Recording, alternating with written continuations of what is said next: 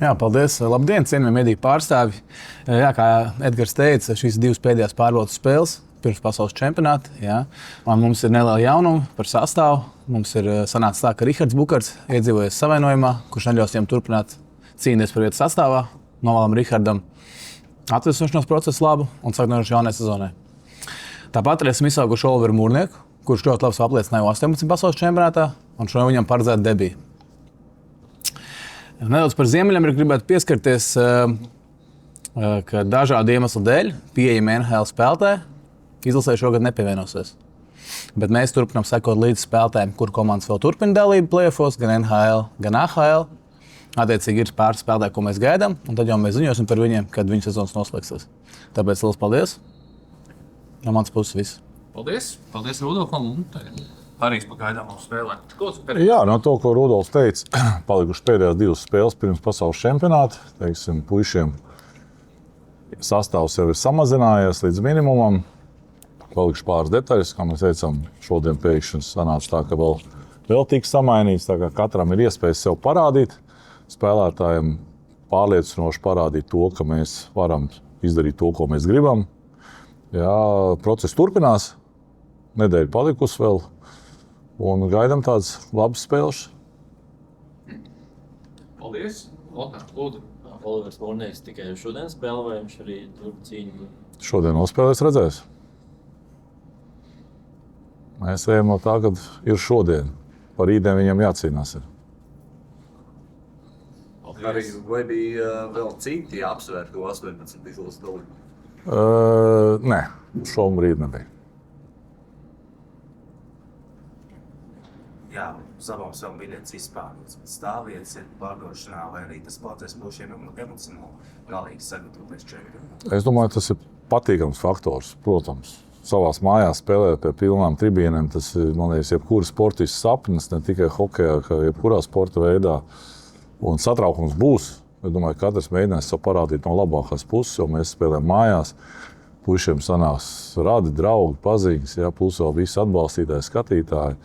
Bet tas palīdz mums, tas, kā mēs sakam, tas ir mūsu ierasts teikt 6. spēlētājs, bet reāli tas ir 7. spēlētājs, jo vārdsargi nekad it kā neskaita klāt. Tā kā mēģināsim parādīt labu spēli. Rudolfam lūkšu precizēt, tu minēji tos, kas vēl turpina Ziemeļamerikā, tas ir Edvards Traumaks, Rodrigo Abols varbūt Jā, šobrīd viņa klubi, Rodrigo Abola klubs vēl turpina dalību NHL play-offos. Rodrigo situācija ir sekojuši, ka viņš turpina atlapšanas procesu. Viņš trenējās šobrīd viens pats. Nav vēl sācis pilnu kontaktu treniņus. Tāpēc sekojam komunicējam ar Rodrigo. AHL mums Edvards Traumaks arī turpina play-offs, un mums vēl ir Raivs Ansons. Bet mēs attiecīgi skatīsimies pēc situācijas, kad šis brīdis pienāks, kad šie spēlētāji būs pieejami, ko mēs piesaistīsim un ko mēs nepiesaistīsim. Uvis Balinskis, saprast, ka viņš arī slidoja Floridā ar tiem Somiem un vēl, kas gatavojas pasaules čempionātam. Jā, par Uvi Balinsku situāciju ir sekojuši, ka viņam, kā mēs teicām, ir ģimenes pieaugums. Viņš šobrīd vēl ir arī traumēts. Viņš arī nav pilnībā atlabies no savas traumas, un arī mēs turpinām komunicēt ar Uvi. Un skatīsimies, kā būs ar viņa traumu. Tāda iespēja pastāv, ka viņš vēl varētu. Minimāla iespēja, bet iespēja vienmēr pastāv. Varbūt to var apkopot par tiem, kas nav šoreiz. Tādu īsu rezumē Artūrs Šilovs, es sapratu, savainojums. Varbūt tādu īsu rezumē. Nē, ziniet, es teikšu, gribētos vēl laikam pateikt, ka lai puiši paši stāsta, kāpēc viņš šogad nespēlēs izlasē. Ja? Kādam varbūt ir līguma jautājums, ja, svarīgs, kādam ir kādi citi riski, bet lai viņi paši šo te visu informāciju droši jautājot, viņiem lai viņi pastāsta. No mūsu puses mēs izdarījām visu, ko mēs varējām, lai varētu viņus piesaistīt. Tā jau spēlētāja izvēle, tad palīdzēt, nepalīdzēt.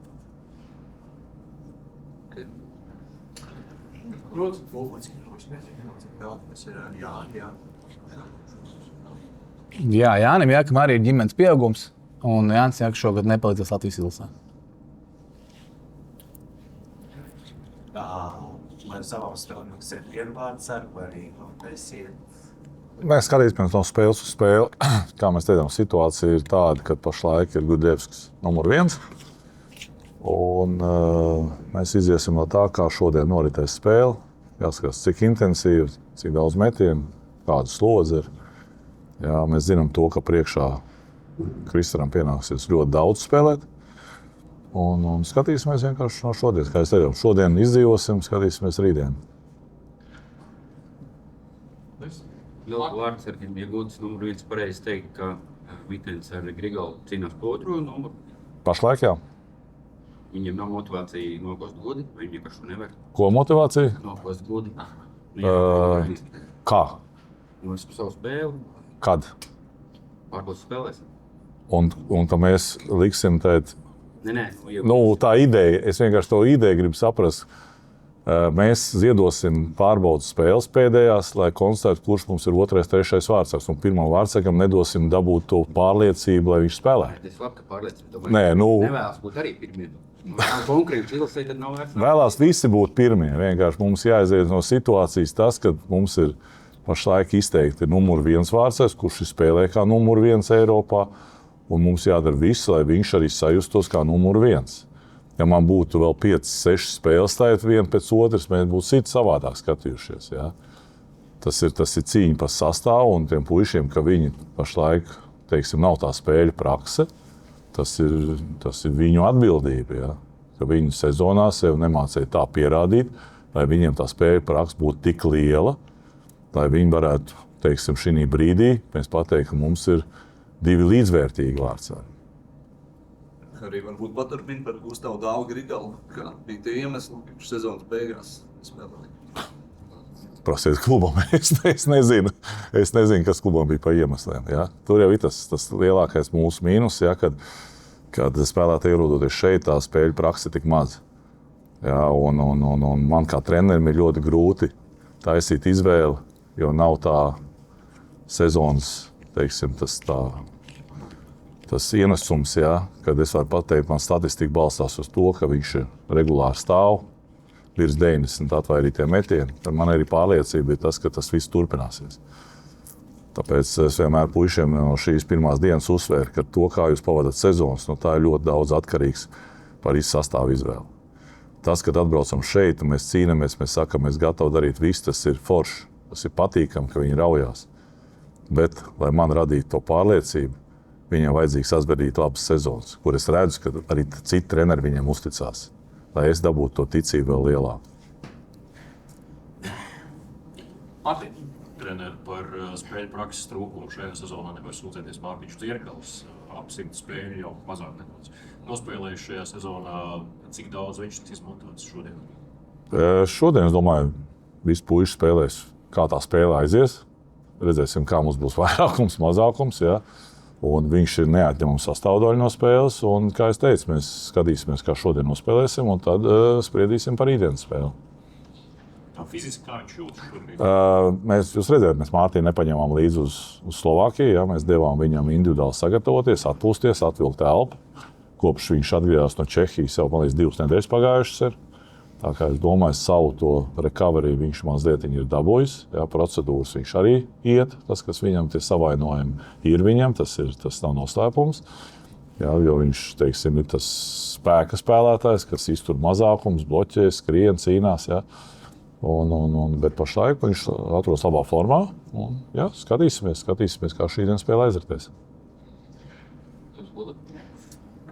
Mārtiņ, Rudolf bērni izlases pēdējās ugunsdzēsības mācībās, vai šogad līdzīgs kaut kāds team buildings paredzēts, vai jau bija? Mums šogad būs golfa pasākums, ko mēs arī darām katru gadu. Mums būs kopīgs vakariņas visiem ģimenēm kopā, un tur būs arī tāds kā šovs un pasākums, kur uzstāsies mums kāds vai nu mūziķis, vai redzēsim, ko mēs izdomāsim. Šobrīd vēl lemjam pāris variants, ko izvērtēt. Tāpēc jā, mums būs 2 pasākumi, kas arī būs salādēšanas pasākumi. Kad ir vispār plānots nosaukt to galīgo sastāvu, cik jūs tās atvērtās pozīcijas paturēsiet? Mums 2 spēles palikušas, un tad mums ir vēl sanāk, cik 3 treniņi. Jo hokejs tāds, ka arī treniņos var gūt traumu, ja, var, kā mēs redzam, var izmežģīt kā iebraukt trenē un kaut kas atgadīties. Tā kā sastāvis drīzāk mēs nosauksim dienu pirms braukšanas. 12. būs. Es izziņošu. Jā, lūdzu. Vai jau zināms par kapteini un asistentiem? Jā, šodien no rīta bija komandas balsošana, kapteinis Balcers, asistents Freibergs Zīle. Paldies. Jā, arī arī varbūt var nokomentēt pieredzējušo džeku lomu šogad, gan Balcers, gan Ziemgals, cik pieredzējušie, kad ar viņiem runājot, mēs apzināmies, ka mēs esam līderi, uzņemsimies atbildību. Jā, nu, tāda situācija ir savādāka. Mums daudz pieredzējušie spēlētāji šogad nav. Un tie, kas, teiksim, arī jau pieredze visai liela izlasē, bet varbūt nav tik skaļi tie uzvārdi saukti. Jā, šogad ir tas čempionāts, kur viņiem jāuzņemās līderu lomu. Un es domāju, puiši gatavs to, kā es teicu, šis ir īsts turnīrs. Te nav vajadzīgs tā, ka viens skries un pa visiem bļaus un tēt uzņemsies uz sevi. Tas nav vajadzīgs. Mēs ar savu spēli jāpierāda tā, lai tā komanda viens otru atbalstītu. Un ar savu piemēru parādīt to, ka mēs darām pareizas lietas, lai tie jaunie spēlētāji, kas ir šeit klāt, lai viņi redzētu, kad pieredzējušie spēlētāji dara pareizas lietas, un ja viņi aizrāda kādam jaunam, tad tas ir pareizs arguments.